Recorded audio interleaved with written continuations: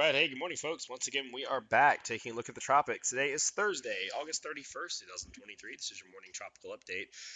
No active landfalling storms here today.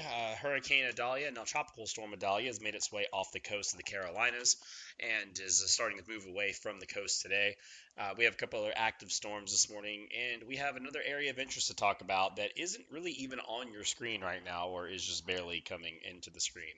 So I wanted to roll one more video before we take a little break for Labor Day.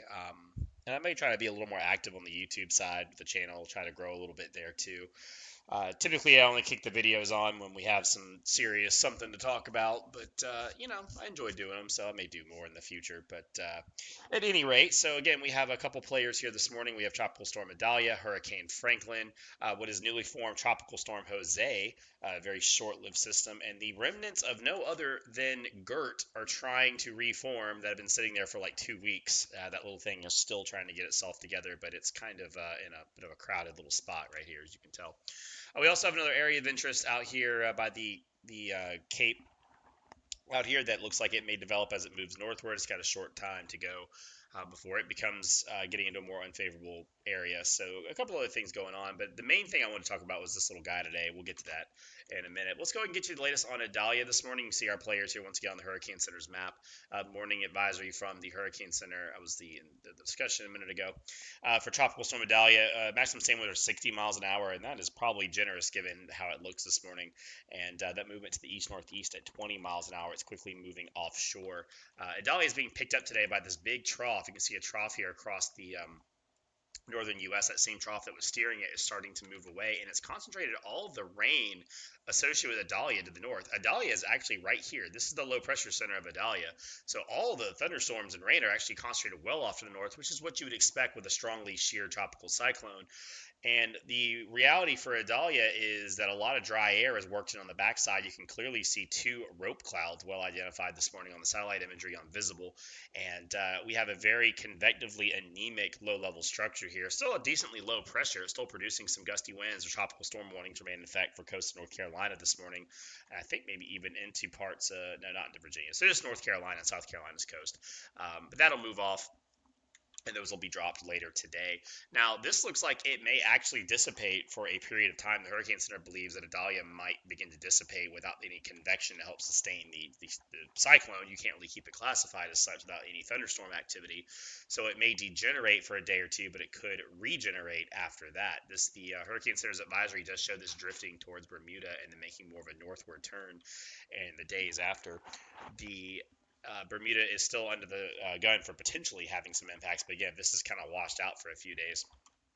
It may not make it there, but the hurricane models are no longer showing that weird loop back towards Florida. That's not going to happen. It is going to move some component of east, but it's not going to just race off to the north like it normally would, get caught up in the trough and leave. It's actually going to drift south of its own trough. The trough moves away, and then it just kind of wanders slowly off to the east for the next couple of days.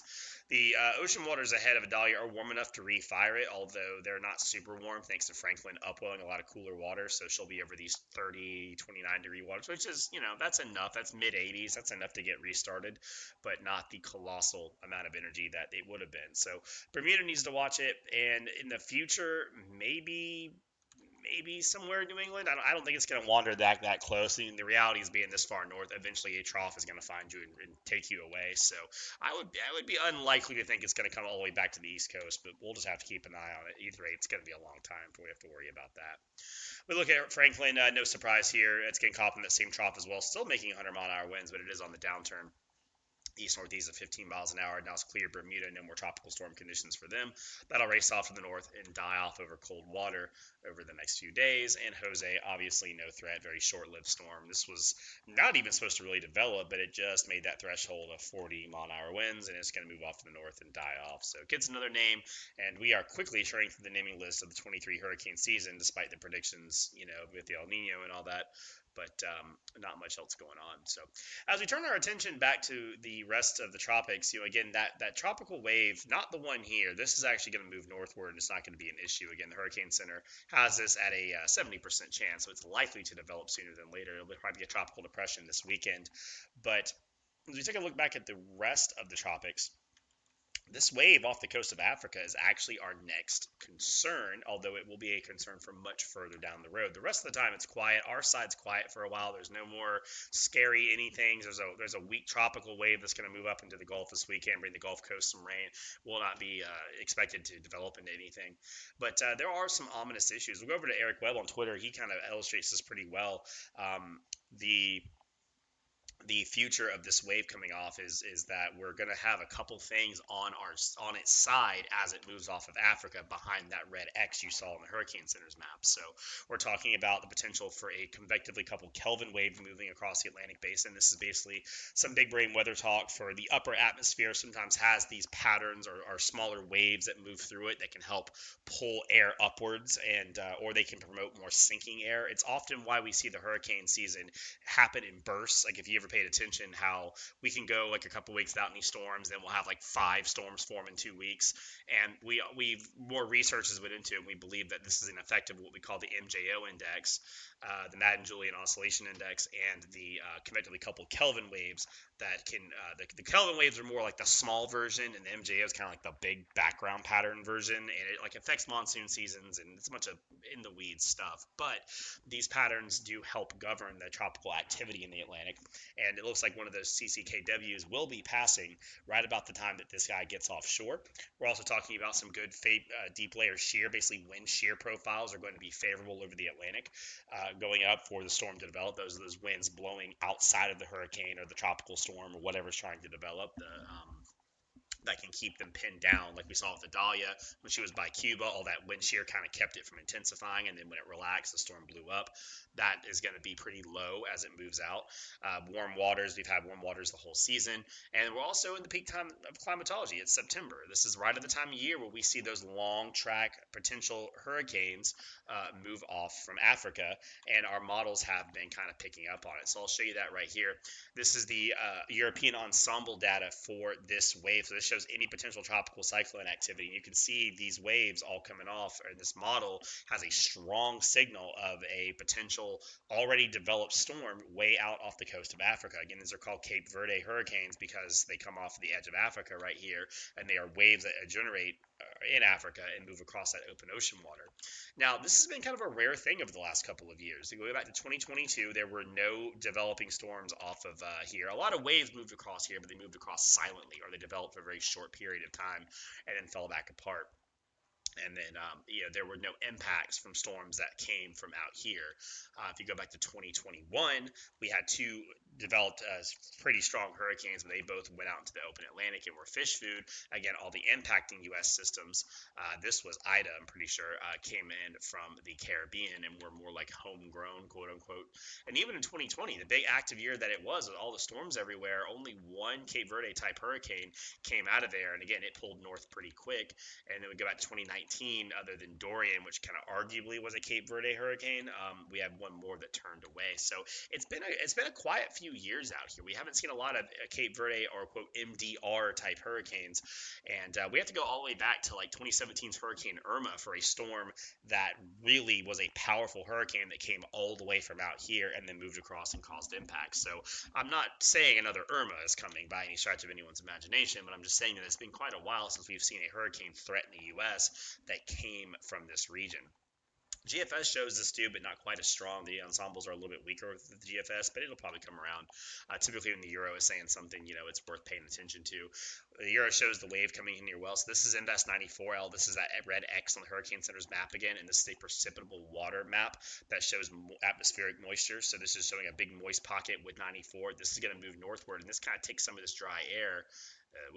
Takes some of this dry air out here, and it kind of pushes it away. So as I go forward towards the weekend, this wave here moves off, and 94L is moved northward, and it kind of makes this big moisture shield for the wave. And this is a really favorable thing, because sometimes drier air does come down from the top part of Africa and from the eastern Atlantic, and sometimes drier air masses can come in and kind of choke these waves a little bit. It's often why they run across the Atlantic silently, and then they blow up over here where they find better moisture. In this case, our wave's going to find its ability to generate pretty quick. And the European definitely shows the storm develop relatively quick, and then by halfway through the MDR, you've already got a developed tropical storm or potentially a hurricane on your hands moving towards the Antilles by the end of the European model's forecast cycle, which is going to be the 9th of September.